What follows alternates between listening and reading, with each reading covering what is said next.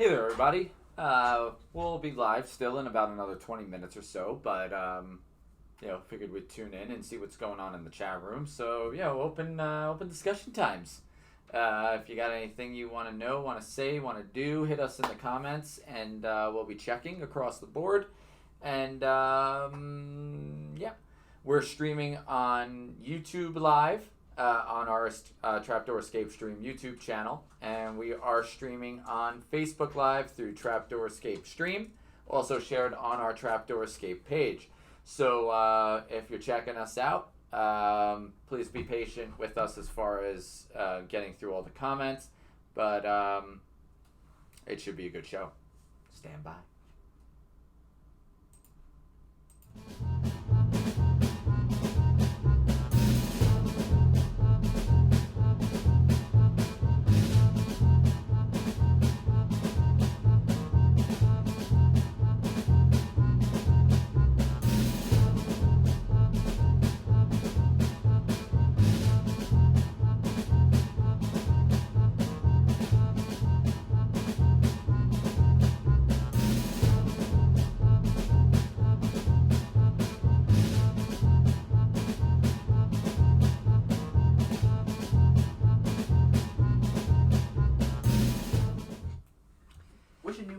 People addicted to drugs, but so how you doing, Adam? Good to see you in the chat.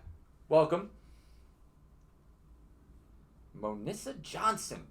Did I pronounce that right? Is it Monisa? Monisa? Monissa? Let us know. And CJ Robertson. Cool to have you on board. Happy to have you. Going through. And anybody want to see Mike naked? You missed it.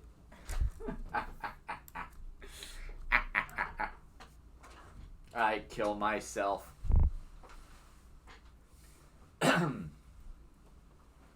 Oh, someone loves us. That's Someone nice. loves us? Yeah. Oh, it's perfect. I haven't felt the warmth of love since I was a young lad. His parents didn't really love him. I know I'm going to get a lot of comments saying, it's okay, they probably loved you. No, they told me. They told me how they feel. Really? No, I'm joking. Well, Mom, you never know. I mean... Mom, if you're watching, I'm sorry. We're in a very different age of people now, so, maybe you were traumatized as a child by your parents telling you how much they didn't love you.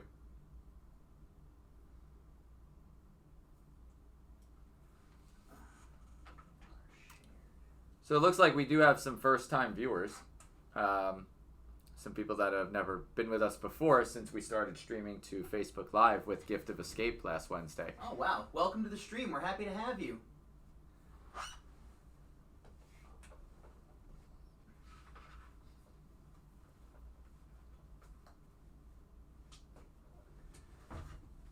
All right, well then, guys, if no one's going to comment, then we'll be back at 1. Got lots of great topics for you guys. Stay tuned.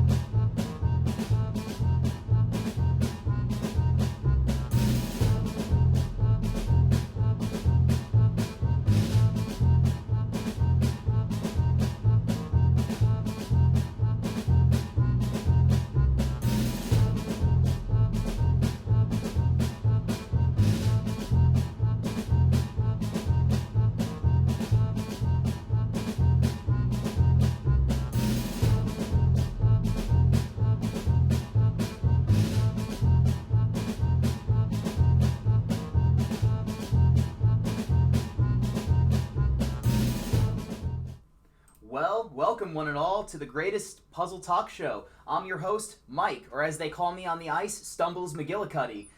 We'd like to give a huge welcome to our... You like that one? Stumbles McGillicuddy. It's a good one. We'd like to give a huge welcome to our new followers over at Facebook, watching us on Facebook Live from our Trapdoor Escape Stream webpage. Thank you very much for joining us today. We have a lot of topics that we get to talk about with you, and I won't be talking to you guys by myself. I'm here with the man, the myth, the legend. It's Tone, everybody. It's Tone. I don't know if you guys couldn't figure that out. It's me.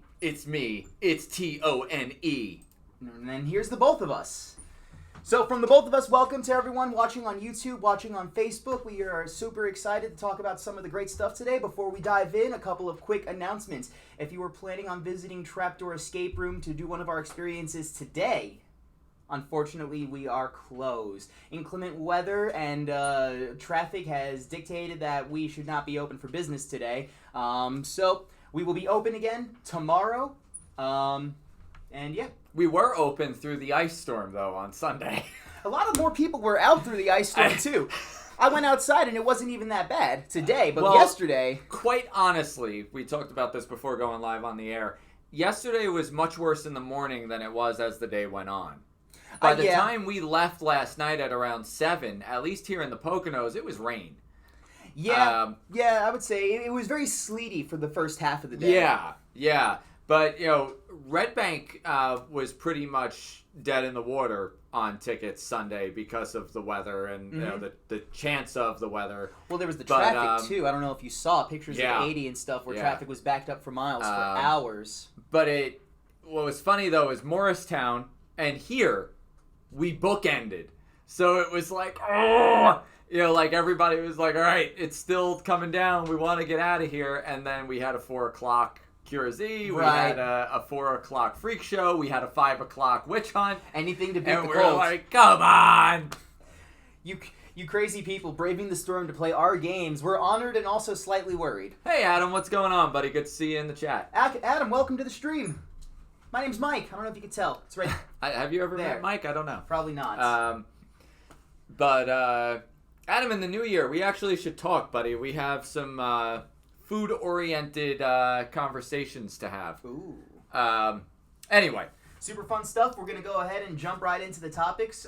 First thing, we're going to take a look at some of the stuff happening in the community. Last week, we talked about the Nickelodeon pop-up attraction amusement park happening in the UK. Coming to Lancaster, Pennsylvania in 2020, Cartoon Network Immersive Hotel. Come on! Swear to God. I am excited about this. I am a child of Cartoon Network. I grew up watching, you know, Ed, Edd n Eddy, I'm drawing blanks now, Flintstones, and even like the newer stuff like Adventure Time. So Cartoon Network is moving to open an immersive hotel in their Pennsylvania theme park in 2020. The attraction will include an indoor pool, game rooms, and kids' play area. And each room is themed. One of the rooms I actually saw, I didn't get to put a picture of it in here, but like the bed sheets are Jake the dog. And like the pillows are like Finn from Adventure Time. That is pretty cool. That's gonna do well. I do think that immersive themed bookings like this for places, you know, for vacationing and for your stay, I think this is gonna be a big transition we see in the next 5 years. Definitely, you can only. We talk all the time about the fact that half the time, probably 3/4 of our customers play to walk through the sets more than to play the puzzles. Absolutely, just because the sets when you walk in, they're so immersive. Like normal escape rooms, there's 1 or 2 rooms, you have the puzzles on the wall. It's like a movie set. Yeah. I think the customers, when they came out of the game yesterday, they were like, oh, it was just like a movie. Adam said he's in California at the moment, and he's played 26 escape rooms in 4 days. Where do you have the time? Well, that's what he's there for. What? In 4 days, though? Adam's an escape room addict. He plays nonstop everywhere. Adam, take me on vacation with you, man. That sounds like a right good time. But yeah, you know, this has kind of been a thing that's been happening even like a little bit before with themed hotels. You know, Kalahari, which is a popular resort out here, is themed after, you know, Africa, so every room has kind of got like that kind of vibe to it. Yeah, but the whole hotel tells that story. That's true. This being, like, even the Star Wars hotel is it's all focused to one main theme. But that, like you were just saying, has the ability to go into all of their IP. Absolutely. There's nothing that's safe from this hotel as far as the Cartoon Network vault goes. Yeah, there's so much potential content to go into there. Every room could have different theming. You know, you could choose A, B, or C, or D, and, you know, it's like there's so many different things. And, you know, every time they go back, they're going to want to stay in a different room. Like, last time we stood in the Adventure Time room. This time we want to stay in the Powerpuff Girls room, you know? Yeah. And that's... No? What, you didn't like the Powerpuff Girls? Okay, so I know we're going to wind up talking about, you know, interactive and themed stores later on in the show. But, okay. Back when I worked at my first job outside of working for family was the Warner Brothers Studio store. I remember that store. I know exactly what store you're talking about. That was the start of my incredibly fast rise through the ranks of anywhere I worked. And you heard it. That's right. And when I worked at that store, keep in mind, this was my first documented job. I worked in landscaping since I was 6 years old for family, but that was off the books, and it was for family. This was literally my first official documented job, and I was hired as a manager. With no manager experience. None. That's fantastic. It set the pace. I had my own desk. I had my own stash of candy that was handed down to me from the previous manager. Basically, I used to go into that store all the time, into the gallery department, and would always look through all the artwork and bought a lot of the artwork. And the gallery manager was being transferred to another location that was opening up. And he thought I would be the perfect successor to the role. And he got me the job. So I had gotten hired, and really cool times while I was there. That is still one of my favorite jobs I've ever had. You know, as a little kid, I loved going into that store. I don't know if it's the same one. We would go to the Warner Brothers store in the Rockaway Mall in New York. Okay, so yeah, then it had like that weird like tube thing that little kids could crawl Marvin through. the Martian's spaceship. That's the one. Yeah, my mom would go look around the rest of the mall and drop me off at Marvin the Martian's spaceship. But the reason I bring it up is there was a year that Powerpuff Girls had made its debut. Yes. And it was that and Harry Potter when it was first transitioning books to first movies. Mm-hmm. Yep, Sorcerer's Stone. Was like, oh my god, I can't take it anymore. I was there for Batman. All these other people are there for Harry Potter and Powerpuff Girls, and I'm like, I can't handle this. You were a diamond in the rough. Yeah. And the indoor water park, I feel like that's almost a necessity now with lots of resorts. You're hard pressed to find a big resort that doesn't have an. I think just about every resort, save for maybe two here in Pennsylvania, has an indoor water park. Yeah, we were just talking earlier when my family and I go to Disney World for vacation in February. There's an indoor water park at the hotel at the resort we're staying at, one of the Disney resorts. So yeah, step your game up if you don't have an indoor water park. But the Cartoon Network, we don't have an indoor water park. We're not a resort, at least not yet anyway. I'm causing an earthquake. So I have failed.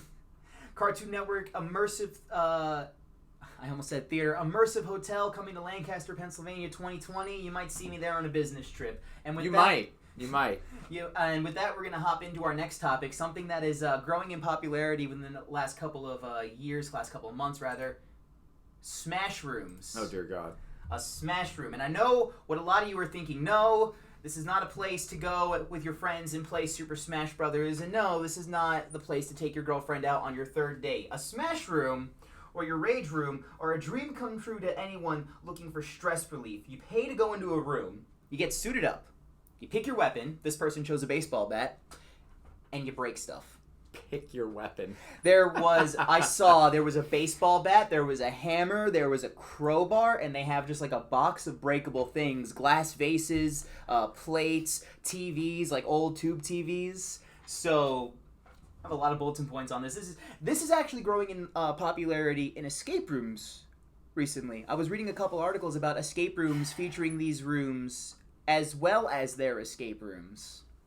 So that's an interesting take, because, Thumbs down? You don't want to go into a room and just break some stuff? Let us know in the comments. Do you want to break stuff? Shout out to Limp Bizkit.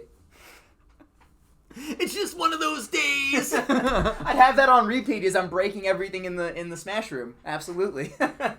Don't really know why, but you want to justify ripping someone's head off. You don't want to go break stuff though? So I get that frustration out every time we change themes and we tear down the previous.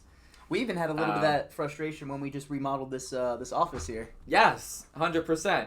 100%. I remember we had that one big booth going down the center of the room, and I'm like, all right, Mike, if you clean that stuff up, I'll have this out by the time you're back here. You're like, no, you won't. Yeah, it's true. It's true. I'm there like, what the hell are you going to do to get this thing out of here? It's attached to the floor and the wall. I'm gone for not even 10 minutes, and I walk back, and I'm just, hey, it's taken apart. Let's start getting it out. This is absolutely a great thing for someone like me, though. I don't do a lot of build-outs. I helped out with the Freak Show build-out, and I think that's about as far as I've gone with build-outs. So as far as breaking stuff goes, I don't really live in a destructive nature. So I would love to go to one of these rooms. I think this picture that I have is from a Smash room featured in New York City. Okay. So you're probably going to check me out there. I'll have a video posted up one day of me just hitting glasses with baseball bats. So, I mean, this falls into the same element of axe throwing facilities, the same element. I mean, to me, you could lump a lot of this stuff together. Axe throwing, paint and sips, rage rooms, escape rooms when they're on the smaller scale. It's a break from reality. At the end of the day, that's all it is. I don't know how much of a break from reality a rage room is, as much as it's literally a frustration that too. outlet. It's the steroid equivalent of screaming into your pillow. Yeah, yeah. I feel like if Limp Bizkit's Break Stuff is playing the whole time I'm in there, I might be a little more inclined. But just any sort of heavy metal song just starts playing in the background. It could be totally non-specific. I'm just going nuts. I don't rage very often. I'm a very mellow person. I'm not. He's not. He's not joking either. But if you've been to a Smash room or a Rage room, let us know in the comments. Let us know what they're like. Also, let me know how expensive they are. I'm kind of tight on money these days, trying to save a bit, Yeah, see, that's an element with that, though. Where are they getting... I guess I'd have to participate in one to get the better vibe, but I'd imagine then every single game they need to resupply new things to break. I mean, that could totally be easy though. If they make enough profit, you can go down to your local Salvation Army and just get a bunch of glassware, kitchenware for a couple bucks. That stuff's not as cheap as people make it out to be. I don't know, because I've bought glassware and stuff from Salvation Army. I think a couple of things, and I feel like certain things there needs to be variety. If that's your business, yeah, there needs to be variety. The first time I heard of selfie rooms. What's a selfie room? What's a selfie room? It is a fully themed environment. Okay. Geared towards being able to take interesting, unique selfies. Are you kidding me? No. No. That's both awful and amazing. But if you look this up, maybe we should talk about it next week a little bit. There is... some of them are really, really unique. Now, the gimmick is selfies, but it's really just incredible photography idea sets. The things you can do with it, the way they set it up and the slow motion filters that are pre-done and stuff like that, and little effects So you don't even have to take your own picture? They take the picture for you? Yeah, it's all preset. Okay. So there'll be a spot where, you're standing and it's set up like a field of trees and then flowers just explode towards you and the photo is snapped with all the flowers cascading around you. It's stuff like that. I feel like you can get that out of a Snapchat filter.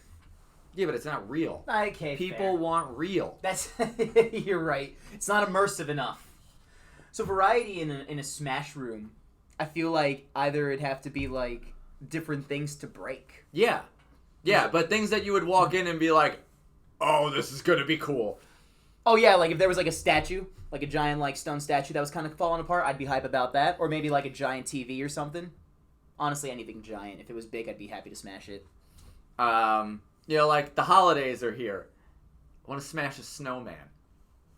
Yeah. Yeah. There's so many goofy things. All the parents can line up to go just beat the hell out of Santa's sleigh. Here's a Christmas tree and a bunch of presents. Smash all of it. Funny thing that Let me shove that tree up the chimney with care. It's funny thing that you mentioned Christmas and the holidays, because our next topic, everybody see what I did segue there? on in, is rise of holiday rooms.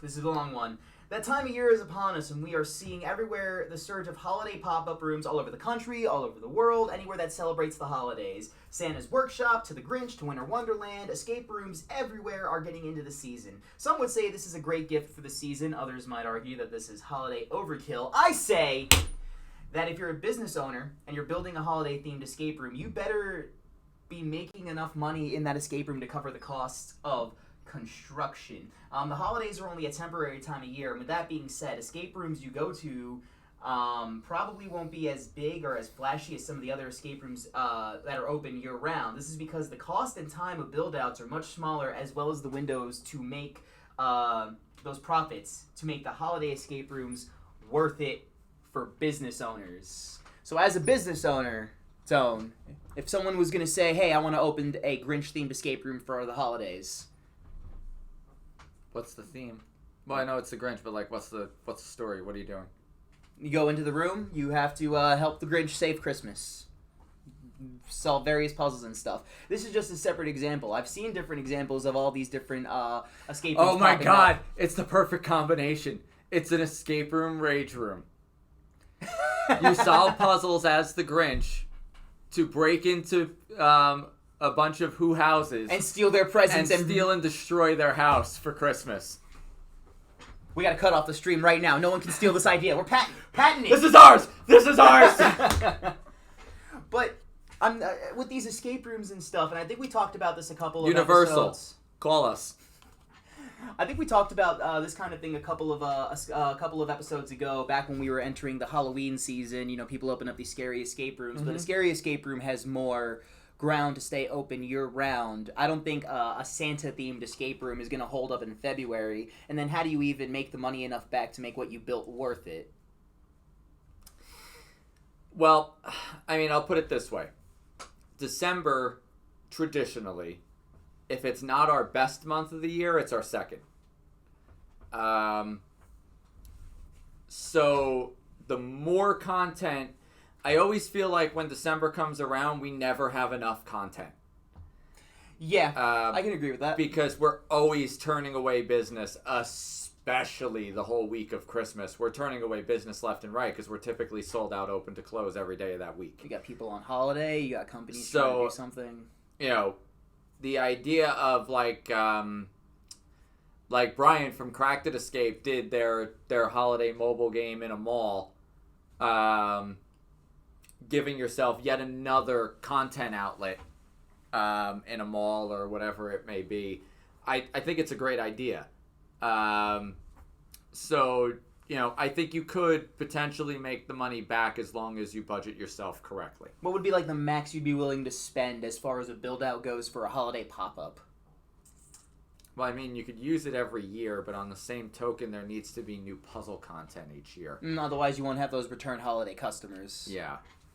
I don't know. I know we've, you know... Because for one of our escape rooms, say the build-out for F5 or the build-out for Witch Hunt, we won't go as far to say, you know, Curzy or Freak Show. The 3,000 square foot space doesn't really apply to a Christmas pop-up. No. But say for like a build-out for Boogeyman and a build-out for Witch Hunt, we spent They're still too big. They're still too big? Yeah. Well, yeah. Because a pop-up is generally Keep in mind, one the room. typical escape room is 300 square feet. The typical mobile game is like 75, 100. Yeah.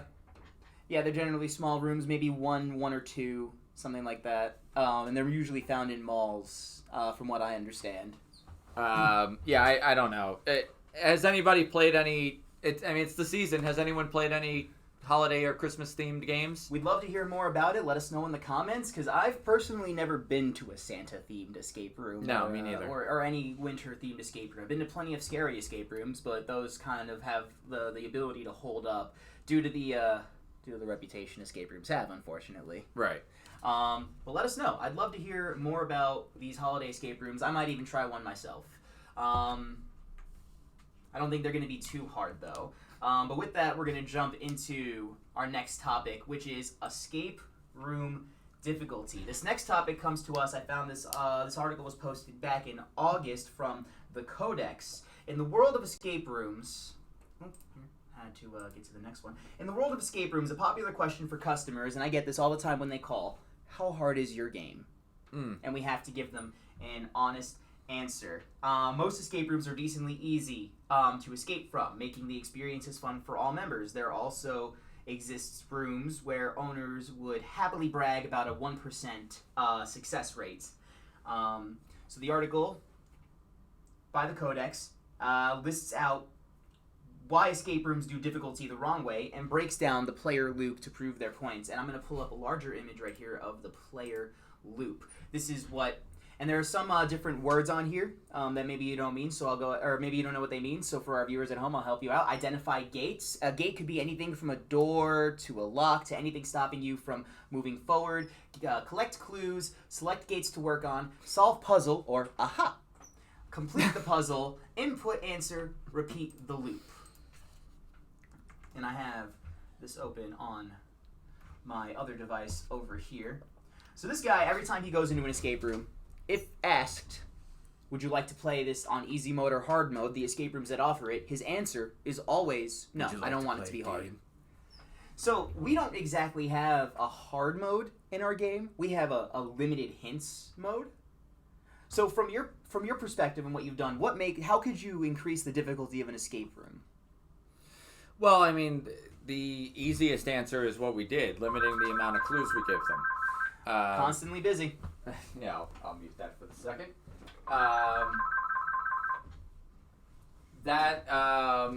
That's number one. You could get into having separated puzzles that are only present in certain mode choice games, or taking puzzles out, putting puzzles in, whatever it may be. Tone, you're talking from behind you. How do I do that? That's amazing. I didn't know you were a ventriloquist. How can you throw your voice like that? We apologize for the slight interruption. We are constantly busy year-round and always ready to take your calls. Usually. How do I turn the volume down? There we go. On this episode of Escape Room, Tone learns how to use technology. Funny guy. New phone. It is. Brand new phone. It's got a headset. We're part of the future now. Oh, yeah. So, aside from just limiting the number of hints, what would make an escape room a little more difficult? Adding more puzzles would obviously make it more difficult. Different restraints, but ultimately,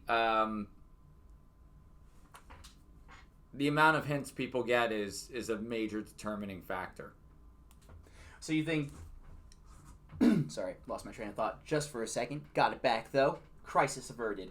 So it's not just adding more puzzles, it's the number of hints as well. Because in compete mode, as far as our games, it doesn't necessarily change the difficulty of the puzzles. The puzzles themselves are already... they already have a difficulty to them. Correct, but yeah, especially with a 2-hour length game, you can go through 3 clues in the first 15 minutes. Absolutely. And then you're stuck. Yeah, 100%. So, one puzzle can be the end of the road at any given moment. He also went on to say that he doesn't necessarily trust a lot of the puzzle designers. Some of the puzzles that people use in games can be, we'll say, for instance, a lot of people like to use math puzzles, and it has been proven time and time again that math puzzles do not hold up in escape rooms. So it's you generally a hard mode from this person. This problem you're always going to face with a math-based puzzle, and we have them. Yeah, you can, I mean, you almost can't avoid them because they're so prevalent in puzzles. Boogeyman has one puzzle, the chore chart, where there's math involved. QRZ has one puzzle with math involved. Witch Hunt does not. I don't think Freak Show does either. Now that I'm thinking about it, no, Freak Show doesn't have any math puzzles. Freak Show does not. And I know there's some in the Puzzles and Corks or are off-site event catalogs. Those are a bit different. Those are like the smaller, box puzzles. So, but at the end of the day, this needs to be fun. Mm-hmm. And for the common person, math equals homework. It's tedious. Yeah. It's not exactly what most would consider a good time. Solving an equation. And even the math puzzles in our game, I know for a fact, in the one in Cure Z, it's basic math. It's just counting. Yeah. Like, that's all it is. But still, it can prove to be... Yeah. Do my Ben Stiller. Thanks. The author went on to say that he doesn't trust a lot of the puzzle designers, saying that they use either the math puzzles or maybe they try to make too complex puzzles. Have you ever run into anything where, like, we make a puzzle that we think is a good idea, but it turns out it's far too complex?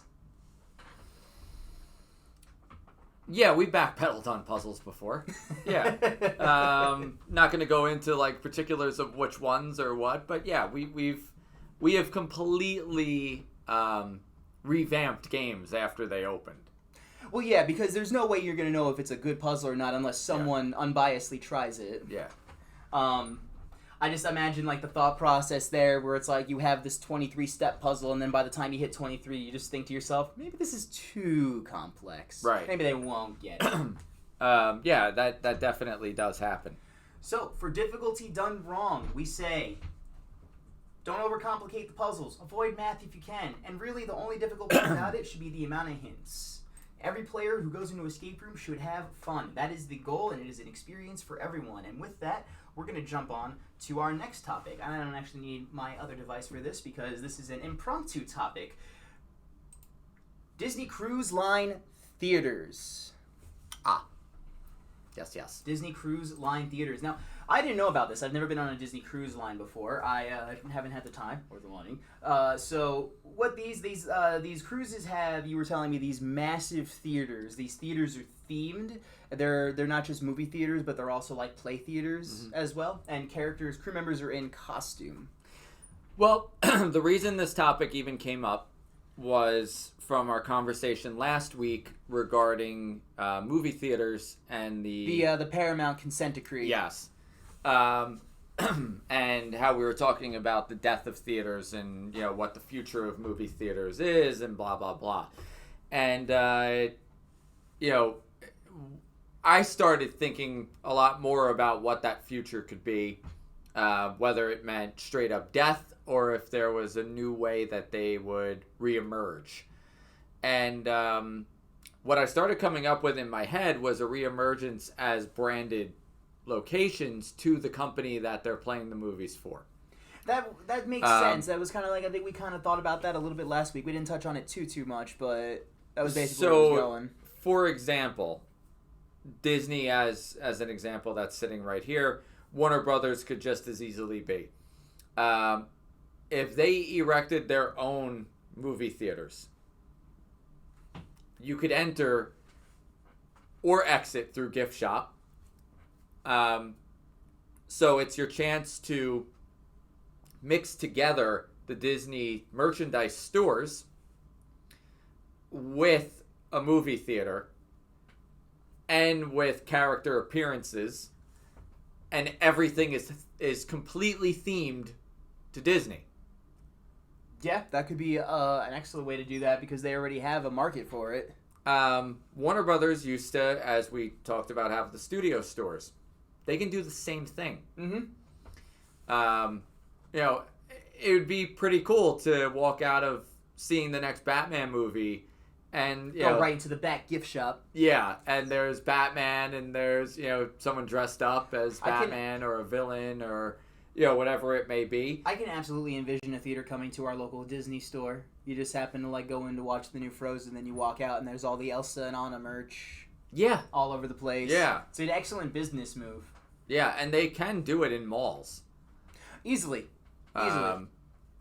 So, that was really the only main point of bringing this up, is that, there was kind of that conception of what could be done with it. I had an interesting conversation with someone not too long ago, because we are predicting that with the rise of Disney Plus, with the rise of streaming in general, Netflix being not included because they're $3 billion in debt, and then of course the potential death of the Paramount consent decree, we envision theaters going under by the end of next year, I think, or the year after, is what we were predicting. Right. Most movie theaters, AMC, Cinemark, they are not the least bit worried. I think the concern for their jobs started arising when Netflix first hit the scene, back when you can have DVDs delivered to your house. Well, I mean, here's one thing that they do have going for them. It is incredibly inexpensive to operate a movie theater. Mm-hmm. Once it's open, it's open. What other future expenses are there when you open a movie theater? Other than just like food. All of your initial setup. Yep. Is your expense. The building, the screens, the projectors, the seating, any accommodations you have to it. Your condiment, machinery and whatnot, and your staff is quite limited. You need people at the food stands. You need people operating the projectors. Ticket crew. Yeah, but even you then, don't need people operating projectors anymore. Is it more That's automated? automated. Yeah. Okay. I'd guess that there might still be theaters that have someone do that, but I could automate that, so I don't know why. No, that's absolutely true. I wouldn't even need Chris for that. I literally could automate that. Don't even need a film reel anymore. It's all in the thumb drive now. Yeah, no engineering needed. So, I'd imagine you could operate very inexpensively. Absolutely. At this stage. And another point, which if Disney and Warner Brothers were to do something like open their own standalone theaters, could potentially put movie theaters out of business. But another point brought to me by this person was that, yes, there's watching a movie. There's watching it where it's inexpensive. There's watching it where it's from the comfort of your own home. And then there's the experience of going out and seeing a movie. You can't quite replace going to a movie theater, getting the popcorn and your giant soda, going into the theater, sitting down and stuff like that. A lot of people have seemed to replace it just fine. I mean, even still, there's an entire community of moviegoers. They still exist. The conversation I was having with my brother, who will remain unnamed for his own privacy. Sorry, Lawrence. I was just going to say, I'm guessing his last name's Parada. Actually, it's not. He's my stepbrother. Okay. Got you on that one. But yeah, they still have a decent amount of business where people just like to go and see a movie for an experience. Because just like going to play an escape room or just like going to do a smash room, there's an experience behind it and kind of a social construct there. Every time I look down at the screen to check the chat room and I see the photo that we have up, I keep thinking we have up the album cover to Michael Jackson's Dangerous. Nah, he probably filmed it on set at Google Disney. it. He did do a lot of work at Disney, so... That does not surprise me. I mean, he was talented. Every time I look, I'm like, Dangerous? Dangerous? Dangerous? Are we talking about Michael Jackson right now? Is Michael Jackson the conversation? And why? But, Johnny Depp is producing a Michael Jackson show. Viva Todd Vegas, you can't replace the annoying person in front of you talking on their cell phone the whole movie. You cannot. No, you cannot, Todd. No, you cannot. And I wouldn't trade that for the world. What? Jess will not, my wife, will not go to movie theaters anymore. And that girl has had a string of bad luck. Every time we go to a movie theater, there's somebody so obnoxious in some way, shape, or form sitting next to her. Oh, no. One of the last times, it was a guy who literally said, he's like, oh, I just came from work. I just rinsed with the hose. Like, he stunk. Oh, no. The BO was so bad. To you guys? Yeah, Oh and next to her, so, like, radiating over. Did you guys have like assigned seats? Like you couldn't move? She was like, no, this was before assigned seating started. Oh. She was constantly dipping her nose into the popcorn bucket. Now I want popcorn. You can't beat that experience though. Then you another can't replace time, that. there was a guy hacking up a lung Oh god. for the whole movie. You're just watching the movie. It's like, oh my god, please stop. My least favorite is when you go to see a comedy and there's a dude in the audience who thinks he's funnier than the movie. Oh, yeah. Yeah. Now, having said all this, when I was a teenager, my friends and I religiously went to the movie theaters every Friday night. And we were so obnoxious.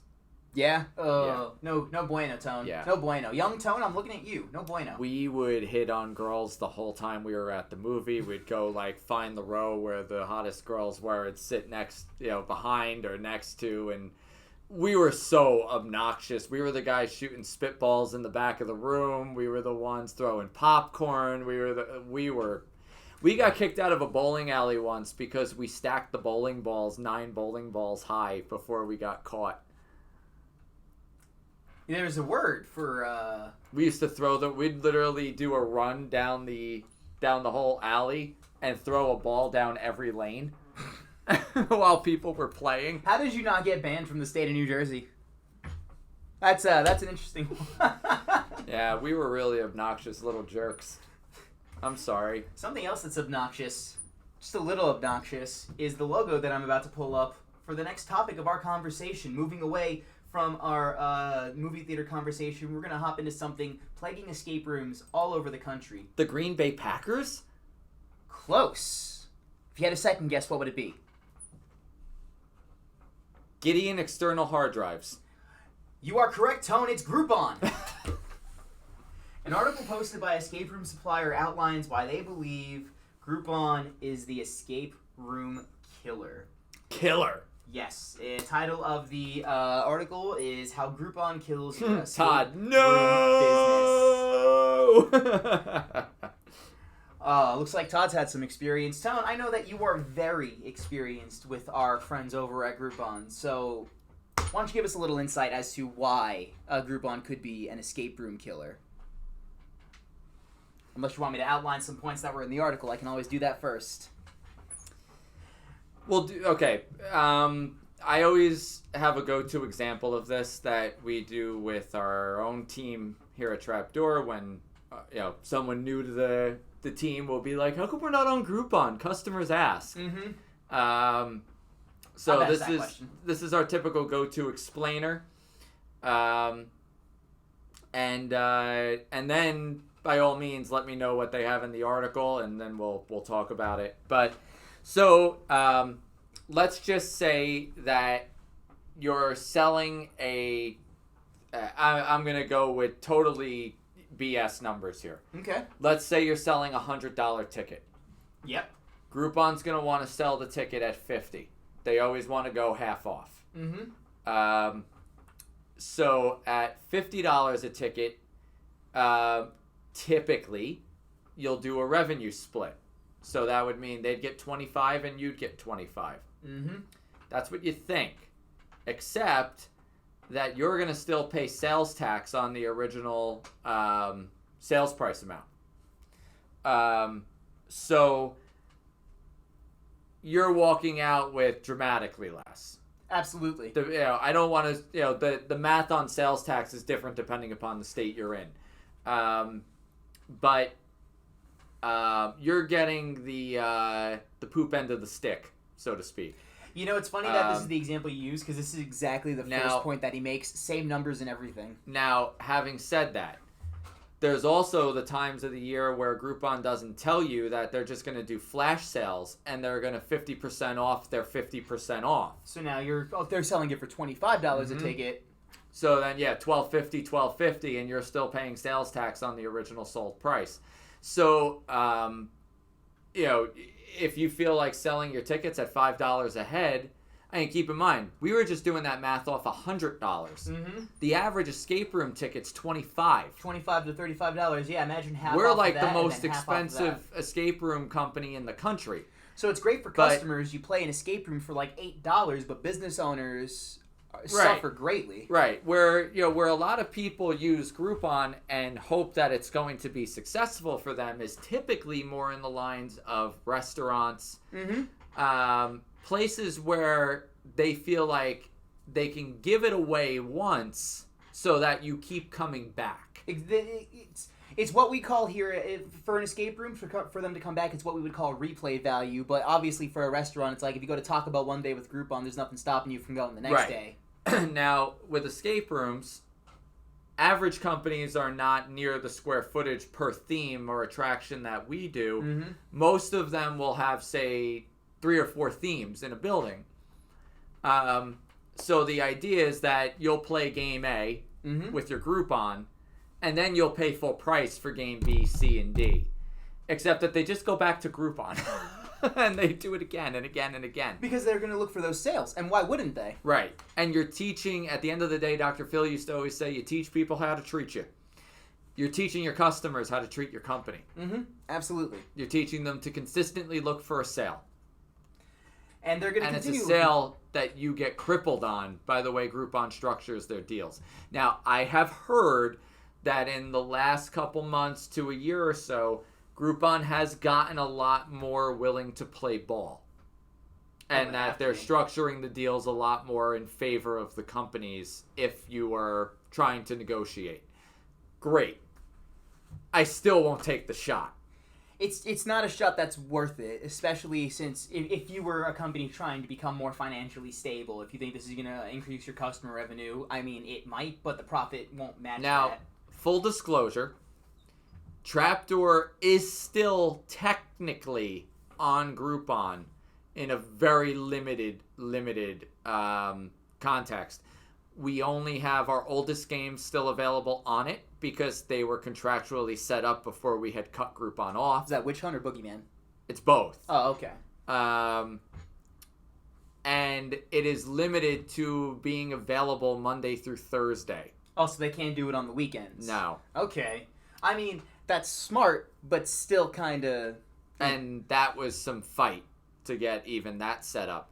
But as those games expire from their locations, because the deal contractually is based on Boogeyman in Red Bank. Right. Witch Hunt in Morristown. So as those games expire out of their current location, wherever they resurface, those Groupon deals no longer apply. Now, a little financial example for anyone watching is that for perfect example, 1,000 Cure Z tickets, we'll say 1,200 Cure Z tickets back in 2016 in Red Bank made us about $22,000. Okay. 1,200 Cure Z tickets today in the Poconos makes about like 40,000 somewhere like upwards of 50. 50,000, yeah. So, Groupon versus no Groupon, it's a huge, huge difference. It's kind of an obvious choice between the two as well. I mean, you really Cure Z tickets are not double what they were in Red Bank. They were still $35 in Red Bank. So, we didn't double. The prices are more expensive out here because the game is much larger, but we didn't double the prices. So that's not why we jumped. It's because the prices went up, plus we were losing less per ticket from the Groupon tickets. So technically we doubled our revenue, but not because we raised the ticket price double. It was a combination. Well, you've gone over just about every point that they laid out in the article. You and Escape Room Supplier have... Well, you and Escape Room Supplier agree on a lot, because you're absolutely correct about every bullet point that he listed. The only extra bullet point that I had here was that it's titled, I love this title, These Aren't the Players You're Looking For. Oh, yeah, that I can cite as well. 8 times out of 10, I will say, our Groupon customers back in 2016 and early 17 had, no respect for our facilities. They were the customers every time that trashed the place. And they always say the more respect you have for something is usually due to how much skin in the game you have. So when people are paying a lot of money for an experience, they tend to respect it a great deal more. One of the things I've always come back to was the fact that when I went to Sleep No More in New York, You're right. that was like $100 a ticket, if not more. And they had things in their set design that you had full free roam ability to explore and the ability to touch and interact with, just like if you were in an escape room. Okay, that's interesting enough. And there were 200-something people roaming those sets when we were there for up to 4-something hours. Nobody was disrupting or destroying their sets. Whereas if they had paid $2, walked in, it would have been easy. I mean, it's like, it's the reason you treat a $30 steak differently than a $1 McChicken. I mean, other than, taste. It's a loose connection. Well, you'll probably retain a lot more of the other, and then you got a point. the other one's just poop. So, for business owners, we say if you feel comfortable, I guess go for it, but we're not going to We're not recommending it. We're not going to touch that. And before we wrap up the show, special treat for you guys. Let's go ahead and get Groupon out of here, and now you can see both of our lovely faces, all nice and bigger. How lovely. Hey, guys! We have a couple of friends over at Room Escape Artists that did a review of Cure Z here in the Poconos. They're the friend of every escape room. The friend of every escape room. A good friend of Tone as well. And today, we're going to take a look at their escape room. We're going to review the review. We're going to review... I said escape room, didn't I? We're going to review their review. And then they're going to review our review of their review. Probably. No, we're not saying that's going to happen. And then it's just going to be a continuous cycle. No, for all we know, they'll never even see this. But if they do, hi, David. I'm Mike. But no, we decided, we don't ever shy away from reviews, good or bad. So, we have integrity. Recently, Room Escape artists David and Lisa Spira reviewed the new Cure Z in the Poconos. It's a year old now. But they had just gotten out to review it last month. So we figured we would review their review. I can summarize this, or I can go ahead and read it. Go through it. When we'll, paragraph by paragraph, we'll discuss. Right. We'll go ahead from the beginning. They went ahead and put our prices. They said that we're in Bartonsville up to 16. They recommended 4 to 6 players, and I can agree with that recommendation. Too many players that people like to talk over each other. They gave our price, which at the time was $49.99. We're having a special right now, $40 a person. 30 for teenagers, 11 through 17. They loved our emergency exits, but now we're going to go into the actual reaction. Now, right off the bat, here's an area where I will disagree with an element. And this is always going to be depicted by the kind of team playing the experience. Mm-hmm. I have seen this game function perfectly as it was designed with a full 16-player group. It's a good group you had. It is completely dependent upon how they break up into small micro teams and how they come together and interact. Absolutely. They have to have those good communication skills. If everyone stays together, 1, you're going to have a hell of a time getting through this game. And 2, of course it's going to be a cluster. And even at 3,000 square feet, you're still going to have bottlenecks of too many people in a zone if 16 people are in a room. Absolutely. So yes, if everyone's going to play in a linear fashion as one giant unit, then I will agree with a 4 to 6 player head count. But if you're going to play it where everyone is splitting up and you've got 4 people in zone A, 4 people in zone B, then I do believe the game plays perfectly fine with the larger head counts because we've seen it for corporate groups. To their credit, Cure Z doesn't really become divide and conquer until a little closer to the end. I think Cure Z becomes pretty divide and conquer as soon as you get into Quieten, which should be about 30% into the game. Yeah, roughly 30%. If you consider the time outline of people moving through that game, 50% is getting into Dr. Brannigan's office. Yeah, okay. I can agree with you there, just because that puzzle is a little more... So, you're in a total free roam game by about 30%. So let's go dive right into their reaction. Okay. I'm going to go ahead and read it off. The Room Escape artist reaction. Trapdoor Escape Room builds big, strange, narrative-driven escape games. They have a style all their own, and I'm into it. Me too. Thanks. Cure Z Quietin, the sequel to their retired second Cure Z game, Cure Z Quarantine, you're correct. Cure Z Quarantine, the sequel to their retired second game, Cure Z, was massive.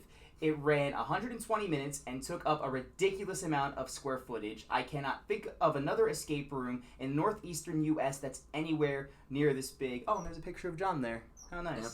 There isn't one. We are the biggest escape room. Slam dunk. Freak Show is actually a hair bigger than Cure Z. Yeah, you said what now? Yeah, it is. I don't believe it. Cure Z has more rooms because of the division of the the square footage. Yeah. But Freak Show, believe it or not, it's square footage wise, it's about 160 square feet larger. So, what became clear over the 120 minutes was that what Trapdoor Escape Room does well, they do really well. Scale, narrative, effects, atmosphere. Trapdoor Escape Room falls short in puzzle design and hinting.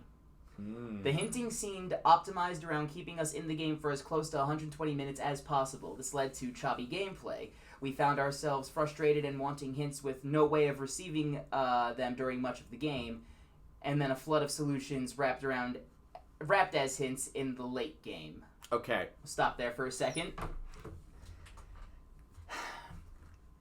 Here's the thing. I love it when he starts off with "here's the thing." They are absolutely correct. We very much intentionally made that game last 120 minutes. Now, that was probably a missed mark on my part. Because I was the one who said, make sure they're in there for 2 hours. Minor design flaw. Minor design of exactly their game, though. That's fair, yeah.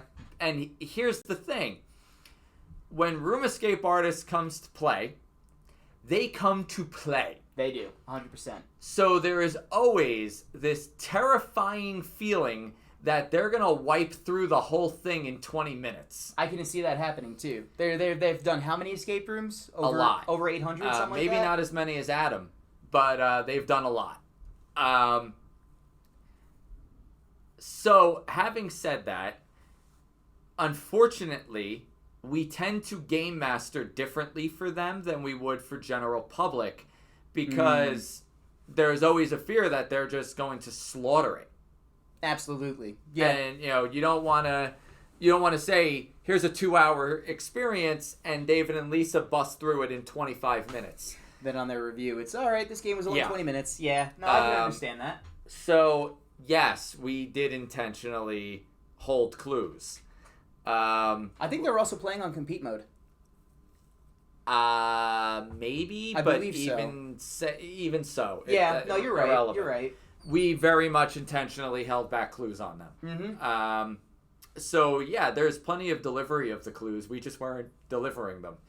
And then at the 80% way through the game mark, we kind of went, crap, they're behind. We gotta catch them up. Our last puzzle was a little complicated, and we have fixed it since then. But yeah, no, you're right. We had to play catch up with them for a little bit. Yeah, it was all of a sudden like clue, because there was 10 minutes left and they still had more than a quarter of the game. So yeah, that was a judgment error on our part, and specifically on my part with them playing the game.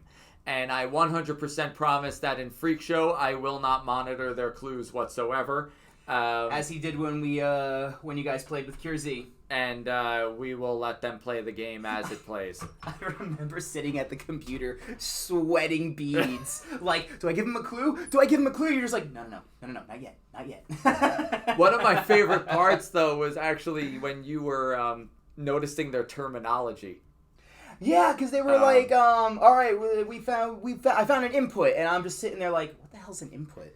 What are they talking about? Yeah, but it's like the thing is with all the experience under their belt, it's like you don't know what's going to hold them up and what they're just going to be like, boom, boom, boom, boom. And that tends to be how their games always go. It's like whenever I've seen them play with us, and even when I played with them, it's like they just will rocket fire through things sometimes. So it's like, you don't necessarily want them to finish the whole game so incredibly fast, but you also want them to have a good time. Yeah. So yeah, my mistake. I apologize on that. We will not hold their game up going forward. Continuing on with the review. The puzzle quality was inconsistent with a few dreadful challenges. I have long believed that Trapdoor Escape Room is a puzzle designer away from greatness. I think that now more than ever. Overall, I find myself coming back to the same feelings about Trapdoor Escape Room. There is so much genius in their work. Even when their puzzle play leaves me wondering, was that even a puzzle? Trapdoor Escape Room is all about spectacle and physicality, and Curiosity Quarantine brings what we've come to expect. If you're near the Poconos, it's well worth exploring. There isn't anything else like it. Kind words. Kind words. Since Curiosity had opened, there were some shakeups in our puzzle and story department, our creative team in general. So, even Freak Show, its original outline of what was puzzles inside the game has been completely changed. I mean, you have to do that as time goes on with escape rooms because, like, you find out over time, as I said before, with unbiased customers, what works and what doesn't work. There's no perfect formula, I think. Well, one thing I will 100% say, puzzle fatigue is a real thing. Mm-hmm. There's only so long that you can, in our case, two of us were creating all the puzzles for the most part inside the games. Yeah, I think 2 people built the entire game here. And, Chris and I built Curiosity, but Curiosity was initially designed by Frank and I. And Frank and I had, for the most part, designed the puzzles in, like, every single game we have, including the off-site events and Corks catalogs. So fatigue was a real thing. Freak Show has been completely redesigned from the outline Frank and I originally had. I think since it opened in September, it's gone through several overhauls that I've just read about. I haven't even been able to witness it, but it's gone through several overhauls. There's even a brand new puzzle installation coming this week. We are ever changing. Yeah, we're ever changing. But I mean, that kind of lends to the almost theme park aspect. It's always a work in progress forever. But yeah, Freak Show got completely redone because, quite honestly, when Freak Show opened, it had the spectacle, but from a puzzle perspective, it felt more like a Puzzles and Corks game. Yeah, it was very lacking at its initial release. Yeah, and now everything is more of a spectacle inside that game. So, I would almost welcome anyone who played it in its first month to come back and play it again because 3/4 of the game probably would be new to you. Yeah, it's almost at this point an entirely different game. I helped build the thing. I don't know any of the puzzles, and I have been purposely waiting until it's done built, finished all the fine-tuning so I can go play it. Yeah, I could even tell you that right now in this very moment, there are still 3 more puzzles being replaced. That's insane. One is being installed this week. The other should be the following. We don't have a date yet on the 3rd one. There's a puzzle in the game already that fully functions and works and everyone gets a kick out of. But we had an idea for something really extravagant. So that thing will be coming probably right in time for Christmas. So I know that Room Escape artist waited about a year or so to come and try the new Curiosity, about 8 months or so. But it's impossible. Then, just from what I'm hearing and what we've talked about and what we've been through, it is impossible to get a perfect review on initial release for a game. From what I'm understanding, because the game has to undergo changes. It doesn't matter what the game is. I feel like it's every game. There's not also, even just us. Other companies, have to redo puzzles. Have to. There's also a difference though between our company's setup going into 2020. And our setup even going into 2019. We basically have R&D now. which means that we can work a lot of stuff out ahead of time. Right. And build and develop things ahead of time. Exactly. Whereas I think with Freak Show, because in 2019 we built everything on set. Yes. Yeah. We're not really doing that going forward. So thank God. that changes a lot. So yeah, I don't necessarily. But on the same token, all of these games should consistently evolve. Yes. We've been talking about a change to Cure Z. Constantly, yeah. So, Cure Z has, in the year it's been... That scared me. That scared the hell out of me. In the year that it's been here in the Poconos, it has done exceptionally well for us, especially over peak travel seasons. Oh, absolutely. We're a lot of travel comes through the Poconos, so. And 90% of the people who play the game absolutely love the game. So we had no reason to change things, except that over time you give people a reason to come back. So it's as simple as that. Yeah.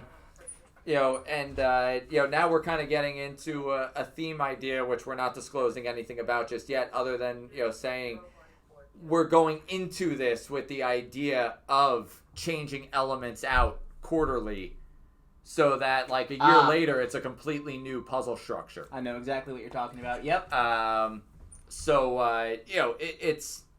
This is evolution of the industry. Mm-hmm.